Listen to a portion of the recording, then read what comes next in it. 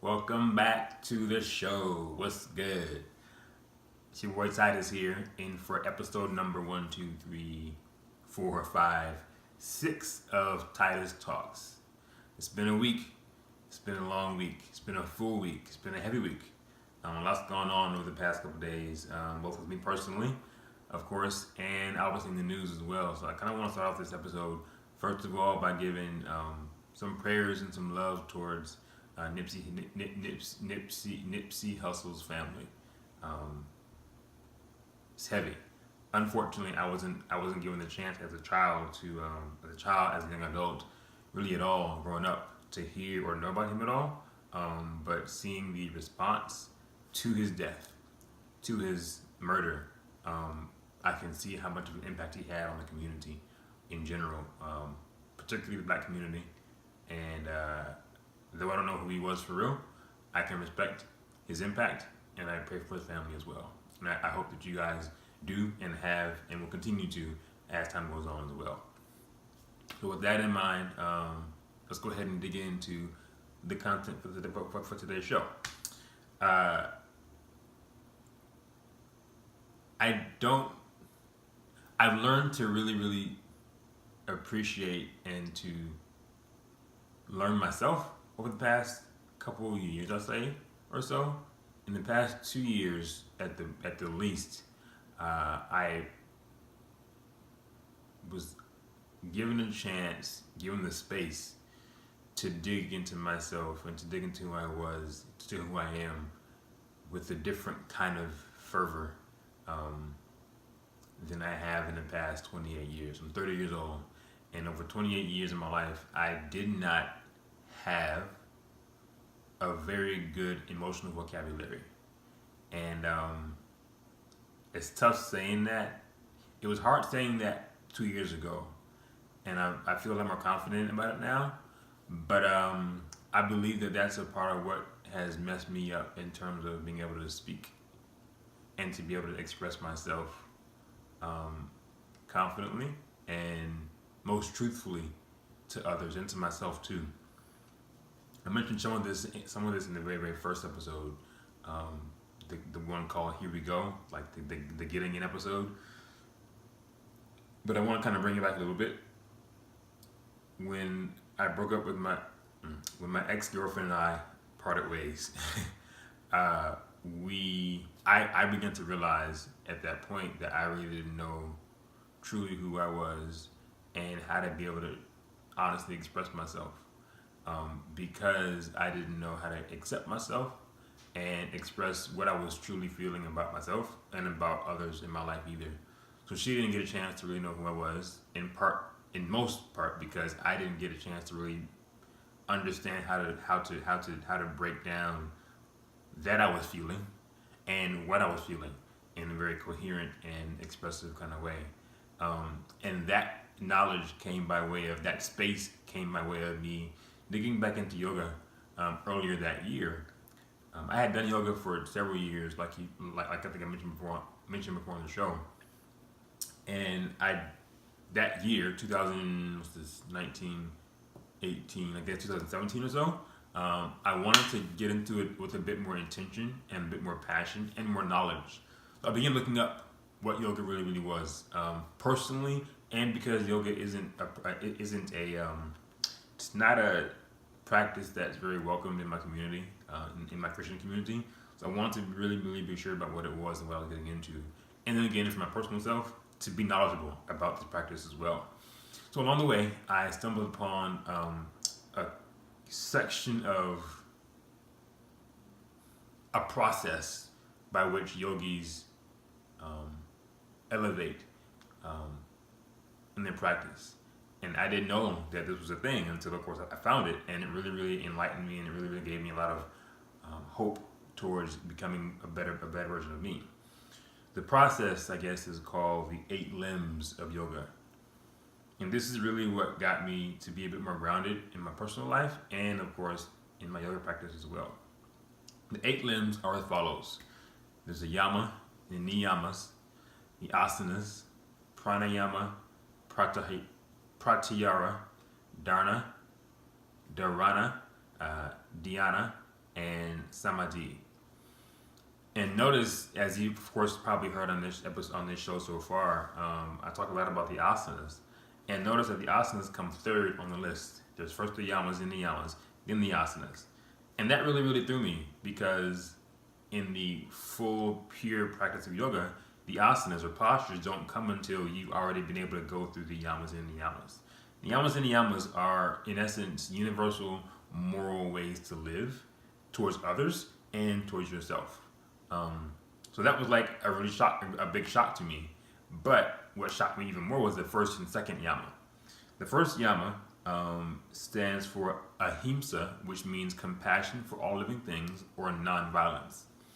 The second yama, its word is satya, and that word is commitment to truthfulness.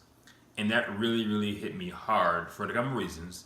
One of which is because, again, my tattoo here, if you can see it, it says "Speak your truth" in Hebrew. And it was a different kind of reminder for me post my breakup, and the reasons why I broke up. And there were plenty of reasons, but I didn't know how to speak the truth to myself about how I was feeling about myself. I hadn't given myself the chance to really, really learn what my feelings were, where they came from, what initiated the feelings that I had, who I was with when I had the feelings. All those things were happening, and I didn't have the space, I guess, to really, really say, Ivy, this is what you're feeling. And even though you may be feeling something that is not good, that isn't a good feeling for yourself or others, it's okay. And more so, it's imperative that you recognize those feelings, document those feelings, and then share them with your family and friends, those who are around you. And I hadn't done that for years. I was grown up in an environment where my emotions were taught to be, in a large part, suppressed. Not necessarily intentionally, but definitely by nature of relationship.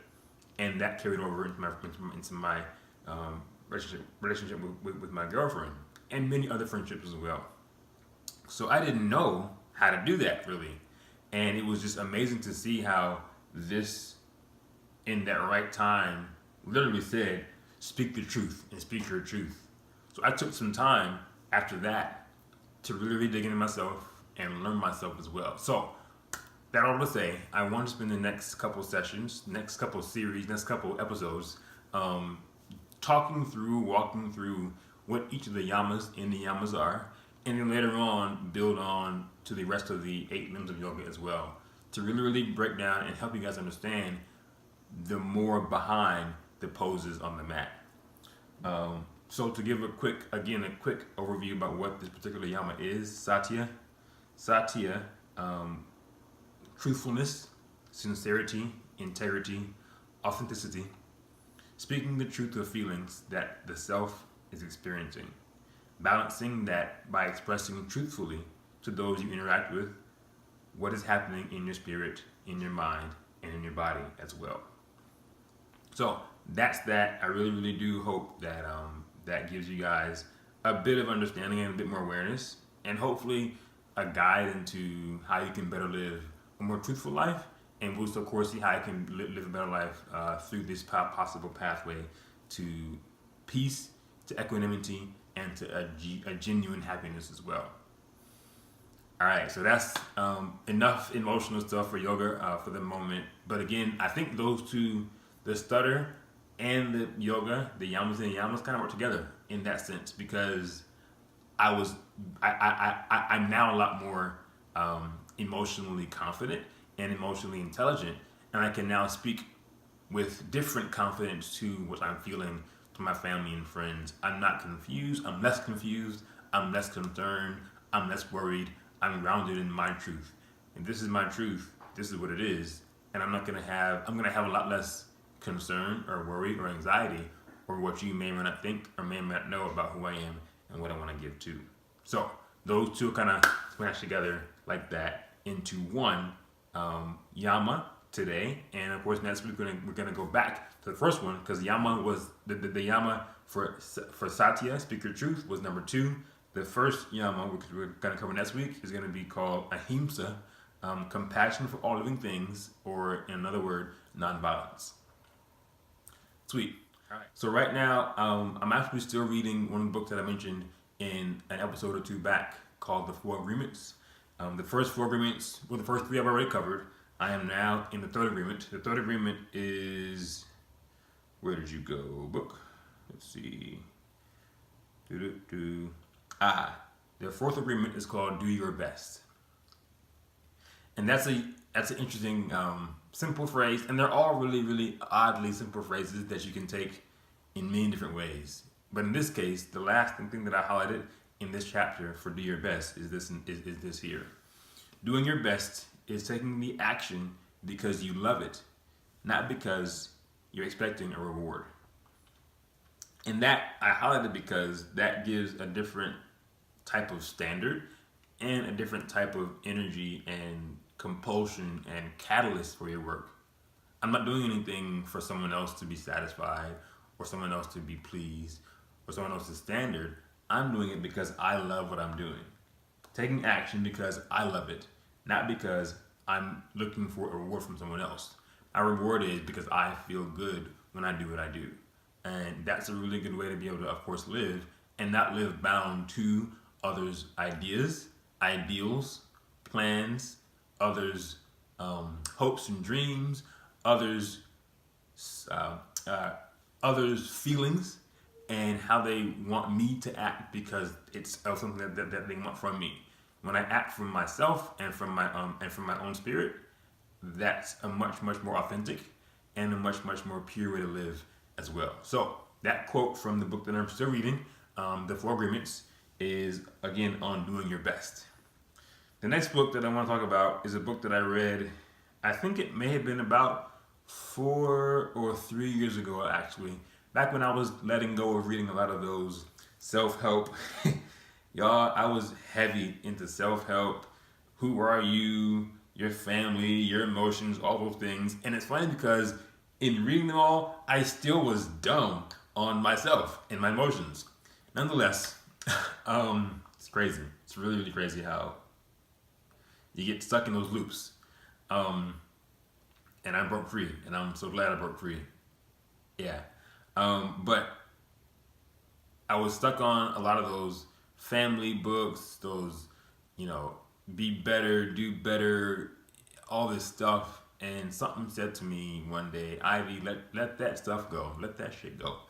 And get into some things that are going to be more life-giving and more narrative and more true to the experience of the world and people. So I wanted to get into novels. I wanted to get into stage plays. I wanted to get into a lot more things that told the story of humanity. And I wanted to do it in a way that spoke from the Black experience. So for a long time, I saw the book A Raisin in the Sun, and I just hadn't read it, and I wanted to read it. So I picked it up one day at a bookstore, found it. I didn't buy it then, but I bought it on my iPad and I read it. I think I may have read it in about 3 or 4 days. Amazing book, written by a woman by the name of Lorraine Hansberry, I believe. Where is that note? Yep, Lorraine Hansberry. Wonderful book. Really, really, really good book. It was originally, of course, a stage play, and the book that I read was obviously a transcript of that stage play. Good book on social progress from the time around the 1950s, I believe it was, and is a family of a mother and father, Walter and Ruth, their son Travis, Walter's sister Benitha, and their mother Lena. And I don't want to give it away, of course, obviously, but I do want to say it's a really good book to read to get a look at how the Black family attempted to progress through different situations, from different opinions, different not backgrounds per se, but different eras, with the grandmother, with the parents who were also very different in different ways. The son Travis, who was younger, the older sister Benitha. This is a very, very unique perspective that Lorraine wrote and was able to share, and it's lasted for a long time. I didn't realize that Lorraine Hansberry and James Baldwin were tight back in the day, like really, really cool, which was a good thing to be able to see from two of my favorite writers. Well, one of my favorite writers, of course, James Baldwin, and of course now I also really, really appreciate the writings of Lorraine as well. So that's the second book. The picture of the book is, of course, there if you can see it. If not, I'll put it up on the screen too. Last one or two things, my music choices for the week. I'm looking at this week, not necessarily finding artists that I love, but artists that I listened to this week over the past couple of days. The first artist that I do in fact love is a lady by the name of Agnes Obel, or Obel, Obel. She is a vocalist, but I didn't approach her. I didn't hear her by way of her vocality. That's the word. I heard her by way of her piano playing. She is from, where's she from? I wrote it down. She is Agnes, a Berlin-based, Danish-born singer-songwriter and classically trained pianist with an elegant and elastic voice. And the last part, the voice part, is cool. It's great, but that's not what I'm really here for. In the past couple of days, months, I'll say, I got into learning the piano. I have a keyboard in my room, and I've been drawn since forever to classical music, to classical piano playing. And I heard one of her songs, I forget where it was, but I was just really, really just like emotionally tied and pulled to this particular song, how she played it. The song that I particularly heard was entitled Chord Left. I also like on this particular album called Aventine, Fuel to Fire. I like the song Fivefold, as well as Arches and September Song.